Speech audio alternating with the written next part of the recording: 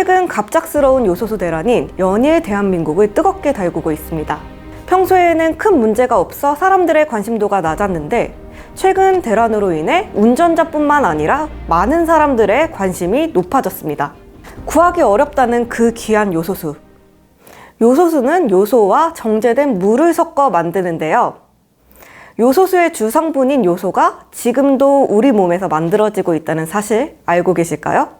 저희가 의학 채널인 만큼 오늘은 요소수가 아닌 요소에 대해 한번 짚어보려고 합니다. 요소는 암모니아를 원료로 하는 유기화합물로 석탄과 천연가스에서 추출합니다. 요소는 이름 그대로 오줌에 있는 하얀 성분인데요. 무색무취의 하얀 가루로 일단 백문이 불여일견이죠? 요소를 직접 한번 보여드리겠습니다. 하얀색 동글동글한 알갱이인데요. 순수한 요소는 물에 아주 잘 녹고 독성이 거의 없기 때문에 다양한 용도로 사용됩니다. 요소를 녹인 용액을 그대로 방치할 경우 액체는 증발하고 요소 결정만 남기 때문에 아이들의 과학놀이에도 많이 쓰이고 있습니다. 아이들의 실험용으로 쓰일 만큼 안전한 성분이지만 과량 섭취할 경우 복통이나 설사를 유발할 수 있으니 일부러 먹는 것은 좋지 않겠죠? 그렇다면 요소는 언제 처음 발견되었을까요? 1727년 네덜란드의 과학자 헤르만 브루하버가 우리의 오줌을 가열했더니 액체는 날아가고 하얀색 가루만 남았는데요.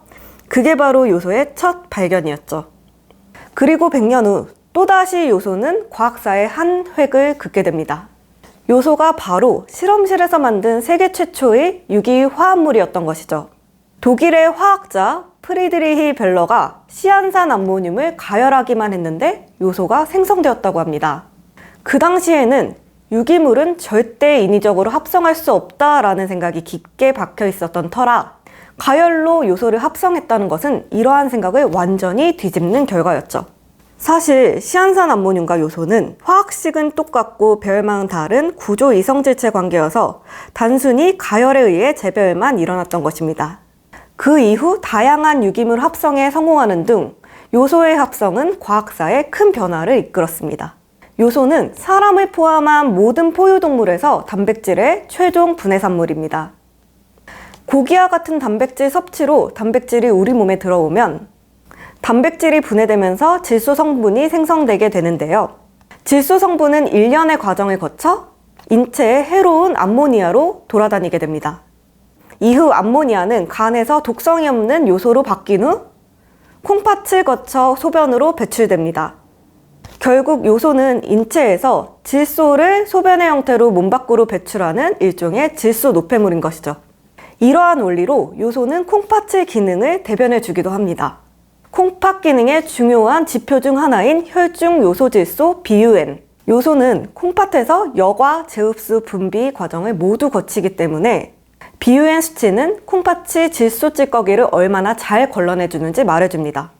이 수치가 높다면 찌꺼기를 잘 걸러내지 못한다는 뜻이죠. 요소가 다른 질소 화합물과 함께 몸속에 쌓이면 BUN 수치는 상승하게 되고 고질소 혈증이 발생할 수 있습니다. 고질소 혈증이 심하면 중추신경까지 악화될 수 있는데요. 여기에 탈수증까지 동반한다면 우리 몸은 소변 배출을 줄이는 기전을 작동시킵니다. 그렇게 되면 요소질소 노폐물이 과잉으로 쌓이면서 혼수 증상은 물론 심하면 사망에까지 이르게 하는 요독증을 일으킬 수 있습니다. 이처럼 요소는 콩팥 기능을 말해주는 중요한 역할을 합니다. 요소는 다양한 곳의 원료로도 많이 쓰이고 있습니다. 물과 반응하면 흡열 반응을 일으켜 냉각제의 원료로도 쓰이고 접착제로 사용되기도 하며 화장품의 원료로 쓰이기도 합니다.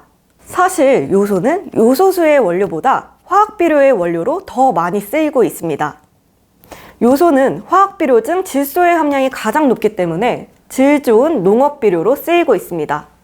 토양에서 공급되는 무기원소 가운데 가장 많이 필요로 하는 원소 중 하나가 질소인데요.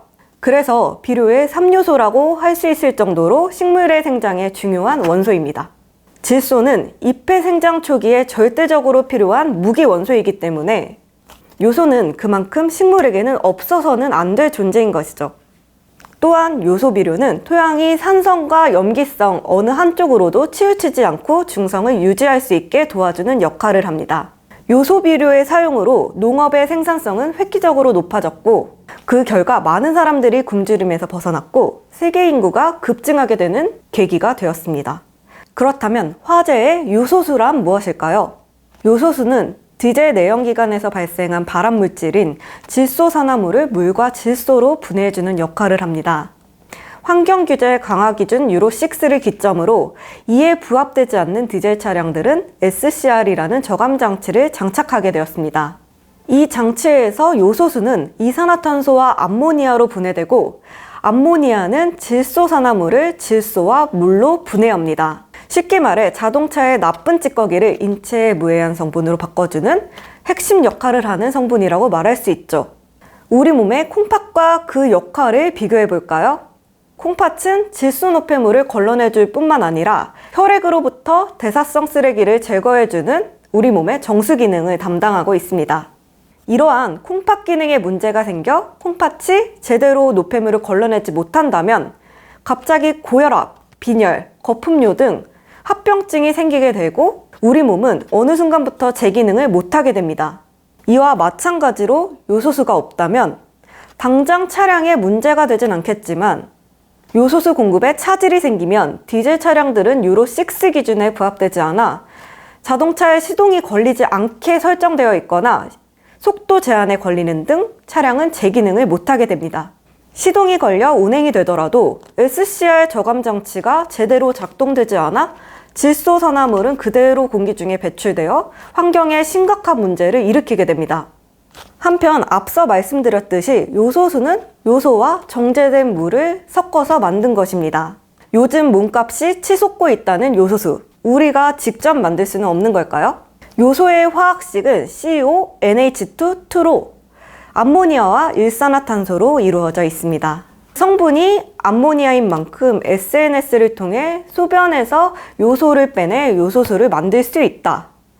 암모니아로 요소수를 대체할 수 있다 등의 소문이 돌기도 했습니다. 요소수는 32.5%의 요소와 67.5%의 정제된 물을 섞어서 만든 것이기 때문에 소변에서 요소를 추출할 수만 있다면 이론상으로는 만들 수 있을 것 같은데요. 하지만 소변에는 불순물이 많은 반면 저감장치에 사용하는 요소수에는 품질 관리 기준에도 불순물이 거의 없어야 하기 때문에 소변에서 추출한 요소의 이용은 절대 권하지 않는다는 것이 전문가들의 의견입니다. 결국 요소는 지금도 우리 몸에서 만들어지고 있을 만큼 아주 가깝게 존재하고 있습니다. 오늘은 요소수 대란 속 요소에 대해서 알아보았는데요. 이제 요소가 무엇이고 어떤 역할을 하는지 아시겠죠? 그럼 오늘은 여기서 인사드리겠습니다.